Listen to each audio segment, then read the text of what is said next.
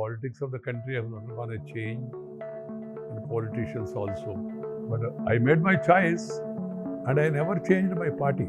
Anybody leaving the party, group or individual, make it mandatory, he should resign the seat. Retail is banned, wholesale is allowed. That is not the spirit of the anti-defection law. I don't want to defend BJP. I'm no longer a spokesperson of the BJP. My point is, every political party should go for a soul searching. Anytime, any change you want to bring in, and finally it is the people who are the ultimate judges.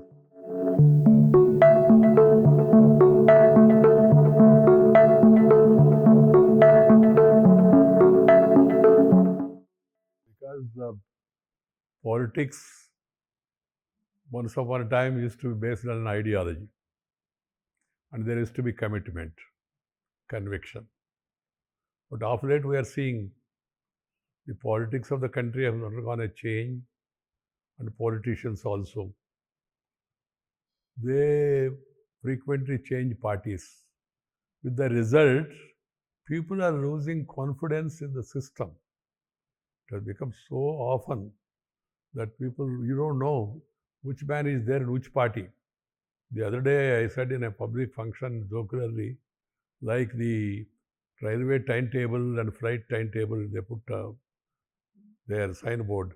Like that, you have to put signboard in every town describing which man, which party that day as on now. So that is the situation. So there is a need to amend this constitution because the 52nd Amendment of the Constitution brought this anti-defection law.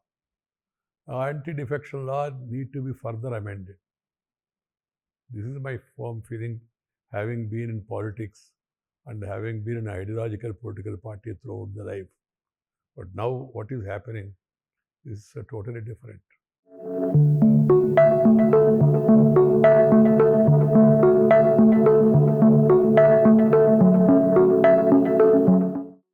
It was good, it was welcomed. When late Rajiv Gandhi brought this legislation, people welcomed it because up to 1950, 60, 67, politics were stable. It was mostly on ideological basis. Later changes have come in 1967. The Congress ruling party lost in majority of the states. And in some states, the governments became unstable.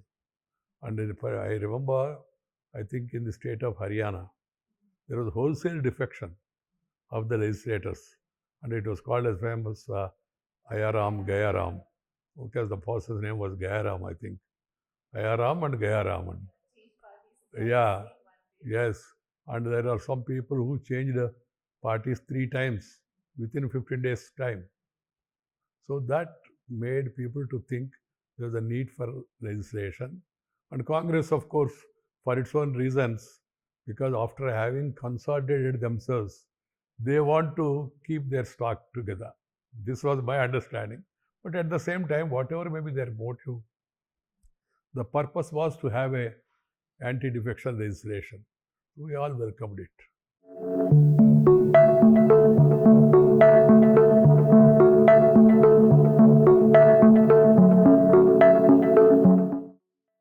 No, the consultation was very much necessary. There was some amount of consultation. Still, some people may feel that it's not enough to have further consultation and all. And law should always be, amenable to change, depending on change of the situation and also thinking of the people, circumstances.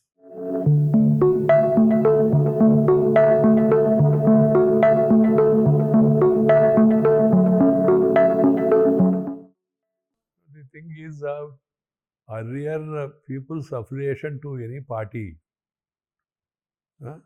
it used to be based on ideology, as I was saying. But it's no longer the same. I'm not making a general statement, but in the case of a lot of politicians.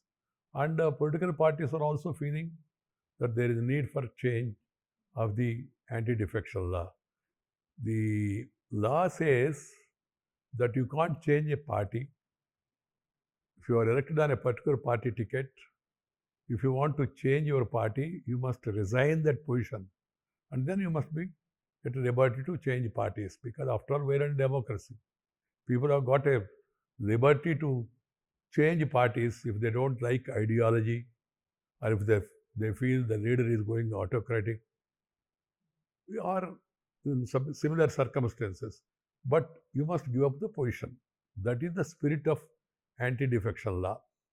And what has happened is, instead of a retail defection, now it has become a wholesale defection. If originally the law said 1/3 members, if they decide to form another party or another group, it was okay. Subsequently, we made it to 2/3. Now, even that also has to be revisited, according to me. What is 2/3? There is a new situation that arises. 2/3 in the original party, or 2/3 in the legislative party. Original party means then you have to go through the registration of the membership, which party is having membership registers, who has to supervise them, who should be the authority to check them also periodically. And certain political parties do not conduct elections at all. There is no internal democracy also. So that being the case, it is not that much easy to decide if it is to be in the parent body. 2/3 members means it's a very laborious process. So there was a judgment by Punjab Haryana High Court, I think, which said that if the 2/3 there in the legislative party, if they change also, that is legal. That was the interpretation given by them. I had a similar case in Rajya Sabha when 2/3 members of a particular party, I think the Telugu Desam, they have merged. And they took this argument and they cited the Punjab Haryana High Court judgment. So I was bound by that.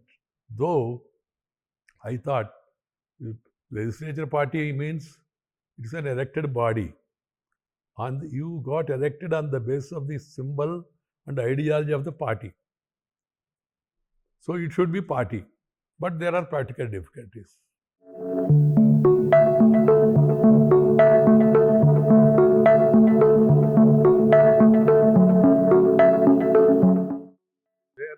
The situation is a little different. The majority of the legislators, they changed. And they are claiming that they are the original Shiv Sena. And the Shiv Sena, which was founded by Bal Thackeray, Balasaheb Thackeray, it got into two divisions now. One led by his son, Uddhav Thackeray, and the other is by Shinde. And now they got alliance with the BJP. Their argument is that elections were fought together by BJP and Shiv Sena, and they got majority. And BJP got majority of the seats within the alliance, but the Shiv Sena wanted to become chief minister. So they changed their alliance and they went to Congress and he became chief minister. So I think BJP now, to take revenge or teach them a lesson, now they have broken this party and they are having alliance. It is now clear these are not healthy alliances. These are not healthy alliances, but political compulsions are making them to reach to some understanding like that.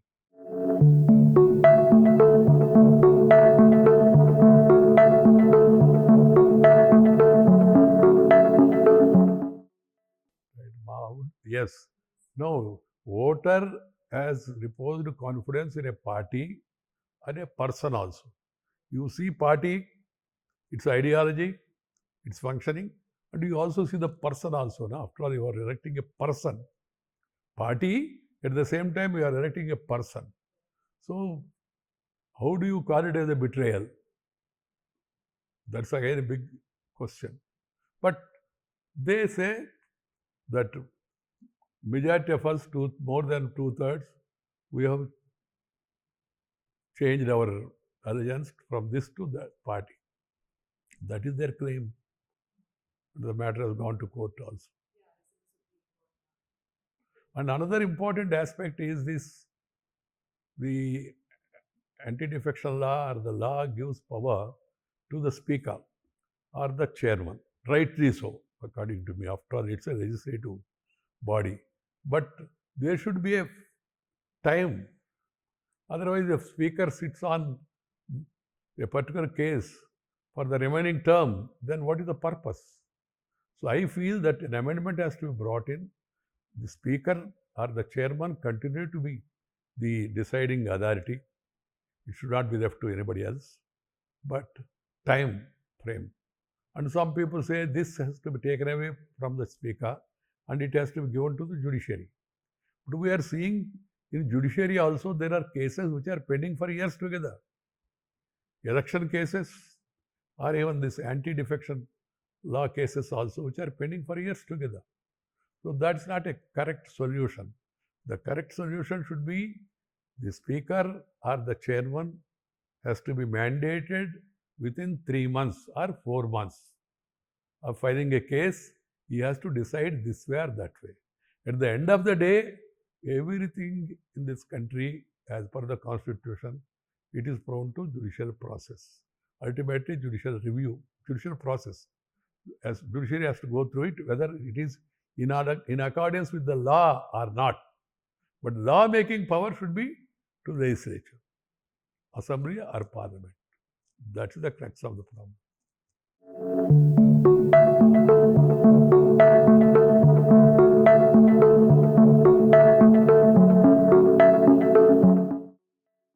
So I do agree that can be an argument, but it is something happened in the legislature, and he is the presiding officer. And there are provisions. As per the law, the power is given to the presiding officer, to the speaker or to the chairman. So I think that power should continue to be there with the chairman and the speaker only. But finally, a judicial review should happen to decide. For the judicial review also, time frame has to be there.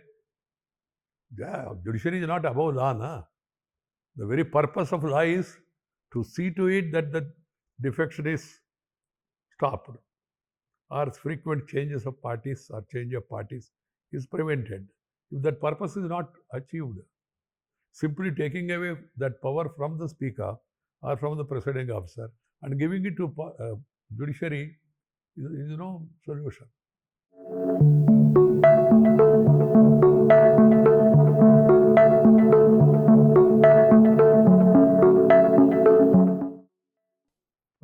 Time frame, and preferably 4 months. I am of the opinion 1/3 or 2/3 individual or group. Once you defect, you must resign your membership and contest election. That is the spirit of democracy. But that will have far-reaching consequences, and there has to be a consensus. You want to bring that change also, you need amendment. Na? For that, you need support. Political parties, for their own interest, I don't think they will support such a law.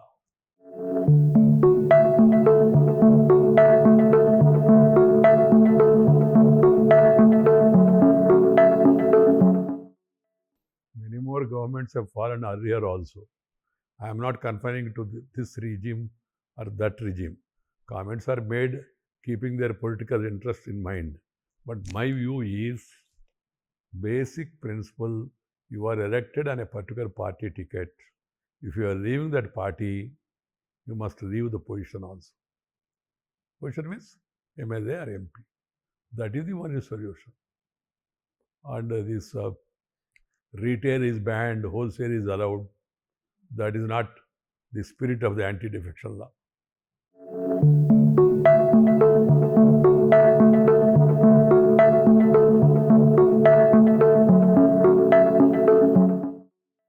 BRS did the same thing. Congress is doing the same thing. Earlier there in Andhra, YSRCP does the same thing. Before that, Telugu Desam also does the same thing. In certain states, BJP has done the same thing. So it is happening. My point is, I am again coming back to the same point. Anybody leaving the party, group or individual, make it mandatory, he should resign the seat and contest election.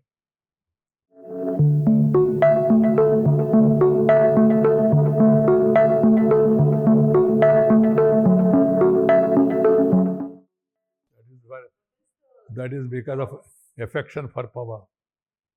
Power. People want power, and power easily. Working for the people 5 years, continuously being in a party, keeping in touch with the people, and then serving them to their satisfaction. 5 years is a period. You must have patience, you must have that ability and stability. But people now want quick results. So they don't get elected, they don't get power in this party, switch to other party and enjoy power, fruits of power. That seems to be the guiding factor for these people.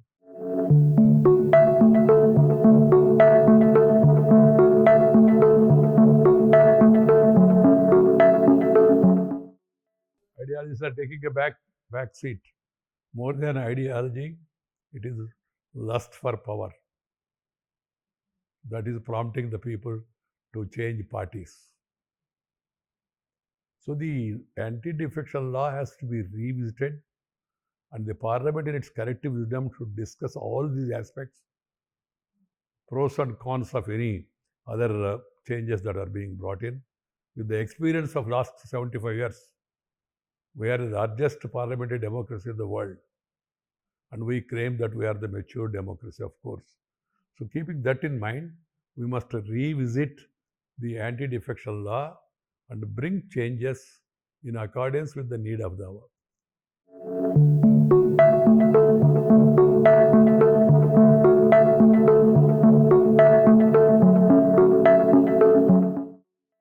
What are the likely escaping routes? One has to visualize and then bring changes in the law. See, simply because something is going to happen like that and people are going to take into the loopholes route and then get their desire fulfilled, you can't stop amending it. So better go for amendment after thorough discussion. That is the spirit of democracy. And then a different situation comes tomorrow, then you have to rethink about the same and then bring the legislature. After all, legislature is continuously being elected for every 5 years. It is live. So anytime, any change you want to bring in, you can. And finally, it is the people who are the ultimate judges. We must educate the people.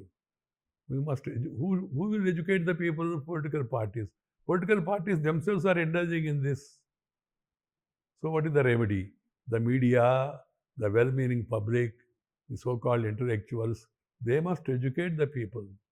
And they must see to it that opportunism is not, it do not gain upper hand, and ideology and then hard work that pays. That is one way.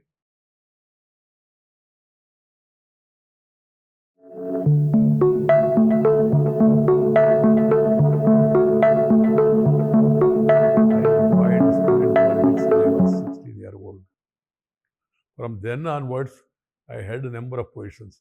When I joined party or wanted to join, my uncle took me to a senior Congress leader at that time, not the present Congress, senior congressman, a person with some sort of a hold over the people, and told him that our boy want to join politics. Then that elderly man asked me, which party? I said, I'm not joining, but somehow I like Vajpayee ji. I like his speeches, so I am inclined towards Janasangh at that time. He said, Jansangh? I said, yes. Then he told me in my colloquial language, he said, Babu, that's a Uttara Bharatiya party, North Indian party, number one. Number two, he said, it's an urban educated party, number two. Number three, he said, it's a Brahmin Baniya party. Number four, he said, it's a vegetarian party. Like that. But I made my choice and I never changed my party. And initially those days, Janasangh coming to power was beyond anybody's imagination. And then I carried on. I used to make announcement sitting in a jatka. Jatka means a bullock cart type of thing about the arrival of Atal Bihari Vajpayee. I used to write on walls. Then I got arrested during emergency, 17.5 months. After I was released, I was given ticket for parliament, surprisingly, because Jayaprakash Anand said, people who participate in anti-emergency movement, they should be given, one student should be given ticket. So I was given. I could not succeed in 77. 78 I became MLA. 83 I became MLA. And then afterwards 4 times MP. And then state president. Then national president. State General Secretary. National General Secretary. Rural Development Minister. Urban Development Minister. All these years, it was a big, what you call, ordeal initially, because there was no scope for winning election and all. But at the end of the day, it has paid, and then finally I succeeded in becoming a parliamentarian and then a minister and then Vice President of India, second constitutional highest position. I tell people, commitment to your ideology is always a good thing, and please commit yourselves to your ideology and then try to stick on to that ideology irrespective of whether you are going to get immediate result or not. Like that, you have to educate the people. There is no other way, there is no shortcut, there is no ready-made solution to this, even anti-defections also. Corruption, indiscipline, and then defection. They have become 3 major. In corruption comes black money also. Lot of registrations have come, but they did not yield the desired result. So we have to apply our mind once again and revisit all these experiences and then come with some solutions. Anti-defection also is one among them. It's more important because now they have become so frequent and they have become general phenomena in politics of India.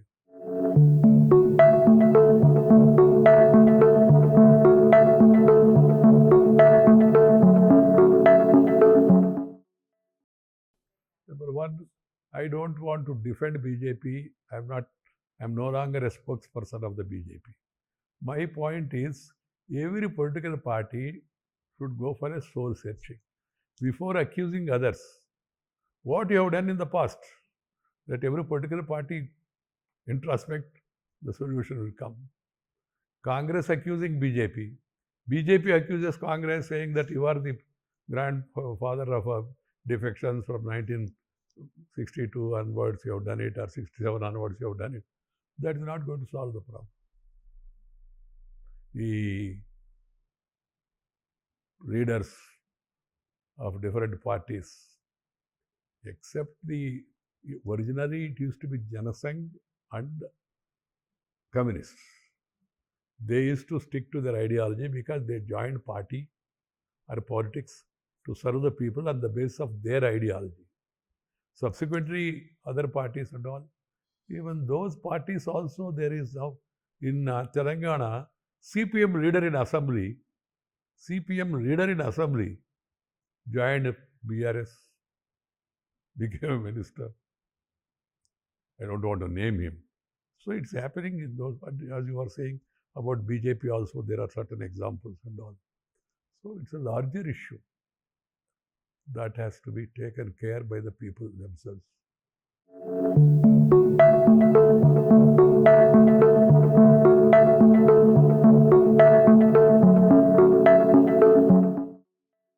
These accusations and counter-accusations, they are there, they are bound to be there. But at the end of the day, there is a process, there is a remedy. You can go to judiciary and you can get remedy. So what is the solution? So these bodies should be answerable to somebody. Na? Autonomous means again, who will appoint them? What is the process of appointment? And whom they are accountable? Again, parliament means ruling party. Na? The parliament can discuss and then decide. At the end of the day, the majority will have its view.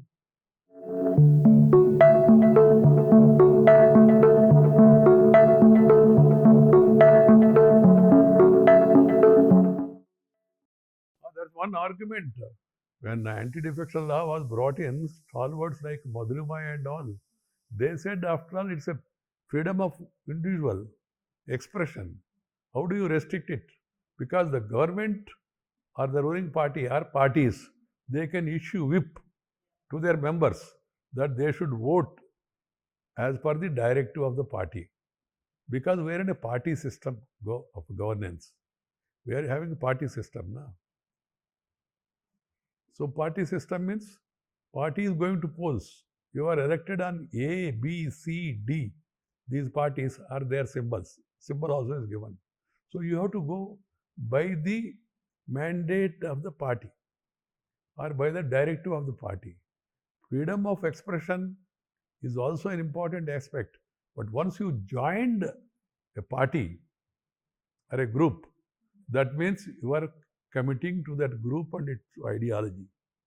And then you are bound by the rules and regulations of that party. So the idea of whip came from that only. But I am of the view, even the Supreme Court has opined that this whip should be, to the extent possible, confined with regard to stability of the government. If because of this particular whip, if the stability is not going to be affected, it's simply some other legislation. They said this is not advisable to have an issue. But for that, the solution that is suggested is you have an intra-party forum. You discuss that bill, you discuss that legislation, and then party comes to a conclusion. But some of the parties, they don't have internal discussion. That is again another malady in our Indian politics. They are personality based of a person. Most of the people say, no, we are answerable only to our leader, not to the party and all. This is another argument, I think, which is not correct. At the end of the day, party means party. Group of people committed to a particular ideology or a particular program. And that party, as per the constitution, has got power to issue whip. Whip means direction. Vote as per this directive, this way or that way. Oppose this legislation or support this legislation. But there are certain provisions that are there in the anti-defection law. The legislature itself has given a freedom to you. If you discuss it and then you vote according to your conscience, then you are liable. Suppose if the party gives you freedom, party says, party is not giving any whip. You can you can vote as per your conscience. That's a different situation. Or the party do not issue any whip at all, then that's a different situation. And party issues a whip and you defy it, you are liable for disqualification. But the party condones it, then it's not liable. You are not liable. You can take initiative and let the parliament, in its collective wisdom, decide what are the changes that are required for anti-defection law. Government of the day, they can also bring in legislation. I always say in parliament, let the government propose, let the opposition oppose, let the house dispose. At the end of the day, whoever brings the legislation, it is the house, that is parliament. In our country, parliament means both Lok Sabha and Rajya Sabha. They have to decide it collectively. Who brings the legislation may be important in one aspect, but at the end of the day, what is the decision of the legislature, that is more important. Opposition also can bring in legislation and then put it for voting also. And that will be binding on the government in certain issues, in certain aspects. But at least moral force on the government. If the opposition brings a legislation, and then, of course, it's a finance bill, then there is a voting, then the government loses its right to be in power. But other legislations also, there will be a moral defeat. And that too, anti-defection law is more of a moral nature. So, either government can bring legislation or the opposition can bring legislation, depending on their choice. I feel political parties must abide by their, agenda, manifesto.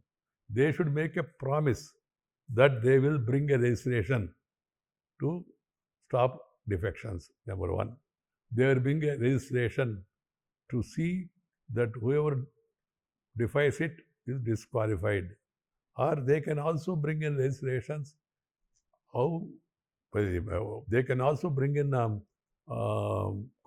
their manifestos, where they promise that their legislators will behave in a democratic way in parliament, because you are seeing sometimes members go to the well of the house, they break the mics also, they tear away the papers.